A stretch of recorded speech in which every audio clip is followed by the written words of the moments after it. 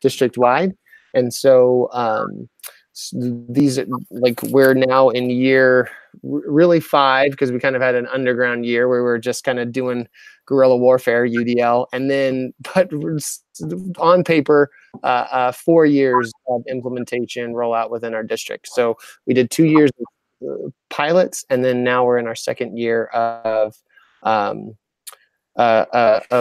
district-wide. And so that's kind of where we're at and what we're doing. I do a lot of professional development, and then I do a lot of coaching with teachers and principals and district admin. And yeah, that's kind of that's what's going on right now.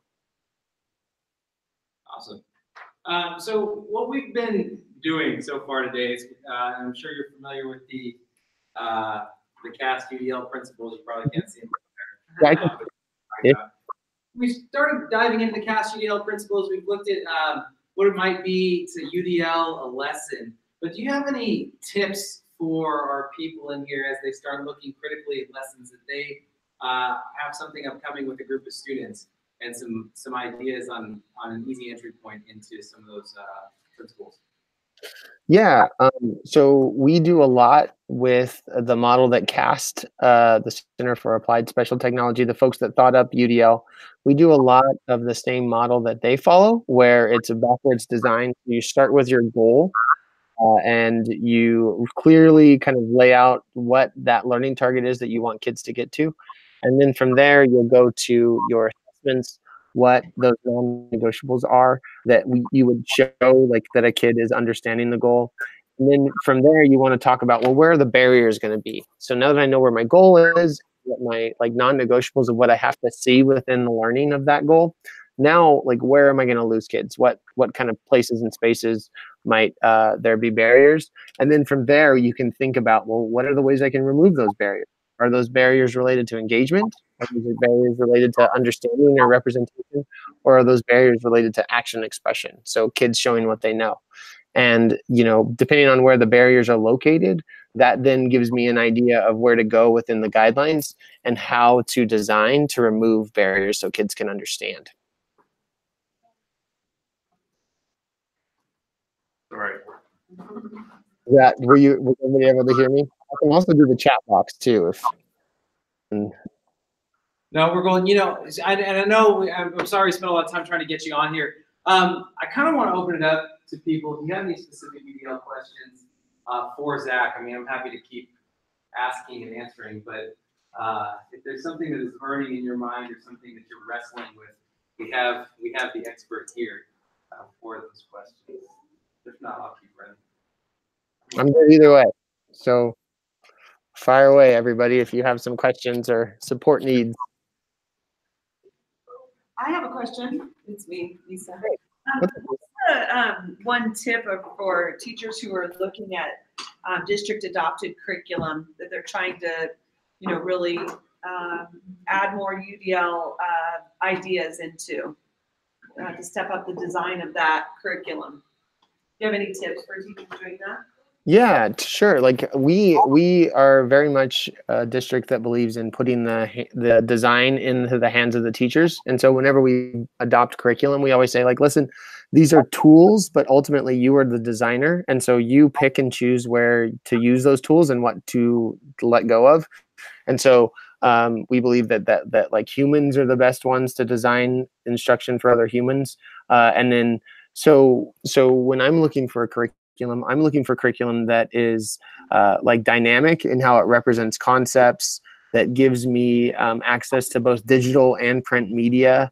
I'm looking for the ability to, like, even be augmented with multimedia and things. So if I'm making purchases, which I genuinely don't do, but you know, when we're making purchases of curriculum, we try to think of, like, is this curriculum actually going to give us, like, be a helpful tool towards our design, or is it one that we're going to have to augment or add a bunch of other design elements to? And when we're given a choice, we lean towards the ones that have it built in. But at the end of the day, the process still remains of, what's our goal? What do we want? How will we know if kids know or have met that goal? And then what tools and strategies are going to reinforce and help kids to reach that learning target? And then we use the curriculum in the places that aid in that, like, kind of discovery or journey. Does that make sense? Yeah, that's helpful. Is there any like must-haves in terms of UDL and design that you know, if you haven't really added that, it's not really UDL? Yeah, that's a great question. So the must-haves are a learning target. So you have to have a goal in mind, even if the goal is something that's a little bit kind of loose or hard to nail down. You still should have an idea of where you want kids to go, because universally designed lessons are so like dynamic and have so many different representations and connections to engagement. There's a good chance if you don't have your goal, you're going to end up in a place that you'd never really intended to go, right? You're going to be on YouTube, like finding all these fun and engaging videos, but at the end of the day, you're going to forget what it is that you were actually trying to teach. So goal is paramount. And then really for me, like the engaged learner is paramount. So I really want to like either do informal or formal assessments where I'm paying attention to whether or not my kids are engaging with the content, whether they are starting to like discover and make meaning from whatever the tools, strategies, resources, representations that I'm presenting. And where like engagement is falling away, like genuine engagement where kids are starting to understand the concept and apply the concept, then like that's places that are screaming for a redesign. So like the other thing that's a non-negotiable for UDL is like we never blame kids. So which is a nice thing that we do in Sanger as just like a foundation for us. We say we don't blame the kids. And so the only other places to blame would be teachers and curriculum. Well, we know that teachers are working as hard as they possibly can and doing the best work that they can. So the places that we choose to target is our curriculum, and we try to design. So we say that our curriculum is what we are going to change, our lesson design is what we have control over. So, you know, designing multiple pathways for kids to understand within that is what we do. So I don't know, I kind of went off on a like soapbox there, but the real like things that you need to see are a clear goal, a clear idea of how kids would show their understanding of the goal, and then the messages, like the concept represented in different ways, kids engaging with it in different ways, and then wherever and whenever possible, kids showing what they know or having options in how they show what they know. Those are some of the foundational like talking points of what we tell teachers when we're thinking about universally designed lessons.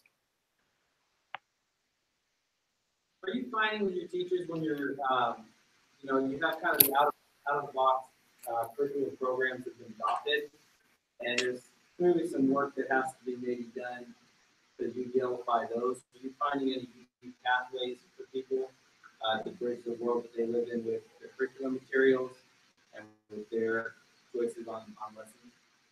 Yeah, I'm not sure if I completely heard the question, but if it was it like, how do you like what was? Can you restate the question? I just want to make sure I understand it. Just trying to make a connection between the curriculum programs that we're adopting for a course, say 11th grade U.S. history, and then creating experiences for students that are kind of along those UDL principles. Yeah, so if I have a new adoption, I'm for sure going to look at that new adoption, and if I have so as it relates to the learning target or standard that I'm designing towards, and where it has like really good connections or a really thick and meaty, juicy text that I can draw from, like I'm going to pull from that. The other thing though is just thinking, okay, so where would I lose my learners? Like where even within this adoption can we guess that we're going to lose learners? So a lot of kids, like if it's really text heavy, I'm going to think, well, like, yeah, I want all kids reading the text, but maybe a way to get them started to be even interested or want to persevere would be to find a short video clip or to find like, or create a graphic organizer or an analogy even. Like we did this with, you know, in your history model, we were talking about the Roman expansion and Rome's technique to expand their kind of conquest of different empires or different nations. And we said, well, like kids don't really care about that, but they do like fast food chains. And Rome's like way of expanding is really similar to how you'd build a franchise, just without like Rome chose to use weapons and other people choose to use other strategies, but it was still the same. Like you say, okay, you know, you nation, you're going to adopt all of our beliefs, all of our all of our customs, like in that you're going to kind of still be under our Roman Empire, but we're also going to let you be you, and we're going to let you kind of still worship your own gods and have some of your customs. It's just saying you have to acquiesce to our franchise along the way. And so the kids really got into that, and then we jumped into the text. Like, so thinking about, well, what are the representations that are in the text, and then what are the representations that are out of the text that we know will get kids engaged with this goal. So that's kind of some of the thought processes that we'd use when we're thinking about our curriculum. And just what you started describing to me, if you're on that CAS chart, was engagement access, like that top left corner. Sorry, I put this up, but yeah, no, I know, I'm familiar. You probably know where they're. I hear you starting with that top left, but do you see the CAS guidelines as a progression? Do you see them as linear, or do you see them kind of like the way it's laid out from engagement, representation, action, expression, or as you move down to access building and internalizing? So I see them like for sure you have, and CASP, their party line is you start from the top, meaning the top row, and those are called the welcome mat areas of the guidelines. And so those are things that the teachers can do like right now today to make the guide or make your content accessible to kids. And so it's really teacher directed things at the top row. Then the middle row are things that teachers and students are doing. So if you think of like the middle row of engagement, we're talking about fostering collaboration and community. Those are places where you need the kids to do some of that stuff. And so the middle row is teacher-student connections. Even in action and expression, we're talking about multiple methods for communication. And then the bottom row is all about executive functioning. So at this point, the teacher's really trying to facilitate the thinking kids need to do as it relates to a concept. So like ways for kids to self-assess, ways for kids to comprehend like clear expectations or rubrics, or, you know, kind of the non-negotiables of what needs to be in a concept, or ways for kids to goal set, strategize, set their own paths for their learning. So that's all the stuff that you would think about if you're trying to get learners to be independent. Those are the targets that you would design towards. So that's kind of what we look at. We kind of look at, well, where are you at in the lesson? Is this like an open beginning part of the task where you're really trying to recruit interest? So you might want to start in like more of the top part of the guidelines and try to recruit interest, get the concept clear, give kids access to tools and technologies. But then as kids progress and start to learn more about the concept, then you start to progress to the other areas of the guidelines. But there's no like hard and fast rule of you got to start this and then you do that and then you do that. It's really around that goal. So like truly, what's your goal? How much time do you have to teach that goal? And then that's going to help you narrow down which checkpoints to design towards and which checkpoints not to. The other misconception is that you have to hit all the checkpoints. That's totally a misconception and would be a really, really like intense lesson to design. It's really about, well, where are you losing kids? Where do you see barriers happening within the curriculum, and what checkpoints or guidelines would remove those barriers if you were to design towards them? That was very helpful. We are wanting to respect your time and our teachers. We told them 12 o'clock, but I have one last question. Sure. We call this group Blended Learning Academy, and we are in the process of rolling out one-to-one. And I'm curious about your ideas about where technology, your ideas around that might be. Yeah, so if I heard the question, it kind of cut in and out for a minute, but it was the embedding of technology. Where does that fit within this whole process? The big idea is like technology makes this whole process faster, because like I can quickly grab representations from the internet. I can quickly grab tools and strategies for kids to utilize from, you know, some sort of technology device.